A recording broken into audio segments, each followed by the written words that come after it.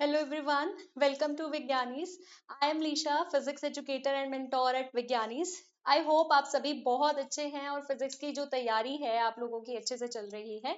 तो आज जो आपके लिए वीडियो जो मैं लेके आई हूँ उसमें मैं आप लोगों को क्या बताने वाली हूँ, I will be telling you the important topics. अगर आप लोगों को इम्पोर्टेंट टॉपिक्स पता लग जाएंगे तो आई होप जो आपके स्कोर है, जो आपका स्कोर रहने वाला है 250 में से फिजिक्स का, वो बढ़ जाने वाला है फॉर श्योर। इन टॉपिक्स को आप सबने बहुत अच्छे से पढ़ना है। इन टॉपिक्स में आनाकानी नहीं करनी है। जो टॉपिक्स आपको बताए जा रहे हैं ये किसके ऊपर बेस्ड है, ये प्रीवियस ईयर के क्वेश्चन पेपर के ऊपर बेस्ड है, उनको एनालाइज किया गया है और आपके लिए जो इंपॉर्टेंट टॉपिक्स है वो चूज किए गए हैं कि हम लोगों ने ये टॉपिक्स तो हैं वो बहुत अच्छे से पढ़ के जाने ही जाने हैं ताकि हम लोग अच्छे नंबर से सीयूईटी में पास हों। ठीक है, और हमें एक बहुत अच्छी यूनिवर्सिटी जो है वो मिल जाए। तो देखिए, आप लोगों को पता है हमारे पास 9 यूनिट्स रहने वाले हैं। इलेक्ट्रोस्टैटिक्स है ना, फिर करंट इलेक्ट्रिसिटी है।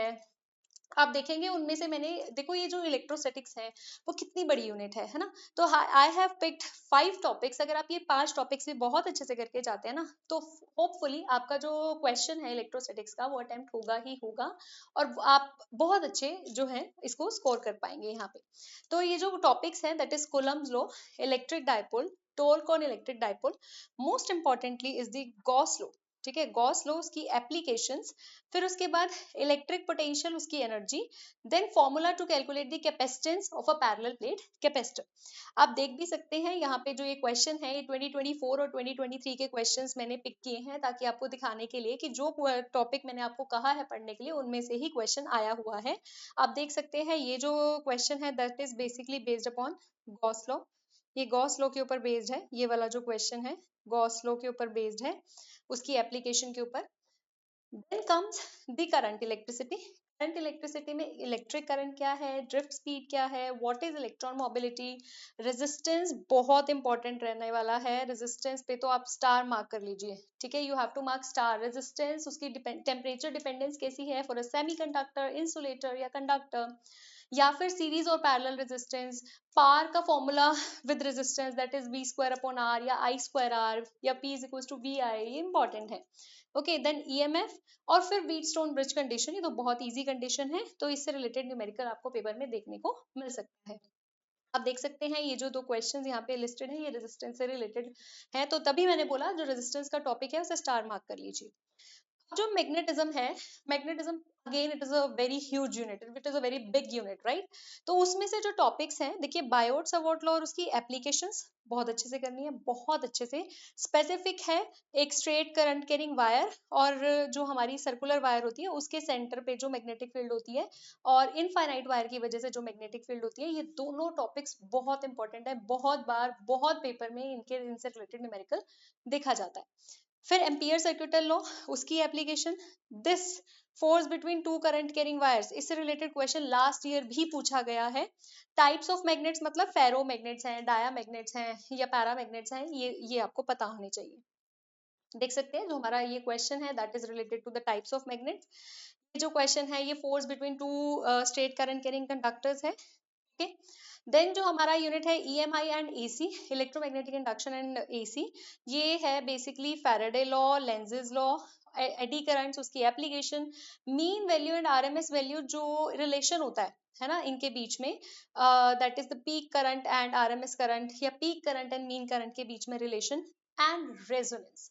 या फिर जो हमारे होते हैं ना प्योरली कैपेसिटिव सर्किट के अंदर से जब करंट जाता है या प्योरली रेजिस्टिव सर्किट के अंदर से करंट जाता है, उनके रिलेशंस। ठीक है, ये देखिए प्योरली कैपेसिटिव रेजिस्टिव सर्किट वाला ही क्वेश्चन है। ये यहाँ पे भी इम्पिडेंस से रिलेटेड क्वेश्चन है, रेजोनेंस वाला। फिर आता है इलेक्ट्रोमैग्नेटिक वेव्स, सबसे इजी चैप्टर, ज्यादा कुछ पढ़ने की जरूरत नहीं है। मेजर क्या पढ़ना है, इलेक्ट्रोमैग्नेटिक स्पेक्ट्रम पढ़ना है, 7 तरह के वेव्स हैं वो पढ़नी है, प्लस उनकी प्रोडक्शन एंड उनकी यूजेस पढ़ने हैं। उनकी वेवलेंथ फ्रीक्वेंसी याद हो तो ये क्वेश्चन जो है वो डन है। ठीक है, अब इलेक्ट्रोमैग्नेटिक वेव्स की प्रॉपर्टीज तो आई गेस सबको पता है, स्पीड ऑफ लाइट के साथ मूव करती है, फोटोन से मिलकर बनी हुई है, उसी से रिलेटेड ये पहला क्वेश्चन है। देन ये देख सकते हैं ये इलेक्ट्रोमैग्नेटिक स्पेक्ट्रम से रिलेटेड क्वेश्चन है। फिर आता है ऑप्टिक्स, मेजर पार्ट है, सबसे बड़ा यूनिट है, कैसे कवर करना है, ये टॉपिक्स जो हैं आप लोगों के लिए, जो 7-8 टॉपिक्स लिस्टेड हैं इनको अच्छे से पढ़ के जाना, क्वेश्चन अटेम्प्ट होगा ही होगा। ठीक है, तो reflection, mirror formula that is 1/v plus 1/u is equals to 1/f। Refraction क्या है, लेंस फॉर्मूला क्या है, लेंस मेकर्स फॉर्मूला क्या है, there is a difference between lens formula and lens maker's formula. Power of a lens, ठीक है। Then prism formula, interference, interference में YDSC is very important. Then is the diffraction, okay. ये जो question देख सकते हैं this is related to power of a lens. ये जो क्वेश्चन है this is basically related to diffraction of light. Then dual nature, don't worry, अभी जो मैं ये क्वेश्चंस पास आउट कर रही हूँ we will be making a separate video जहाँ पे आप लोगों को एक्सप्लेन किया जाएगा हर एक क्वेश्चन को प्रीवियस ईयर को, ताकि आप लोगों को भी समझ आ सके कि हमें किस ना किस लेवल का पढ़ना है, ठीक है।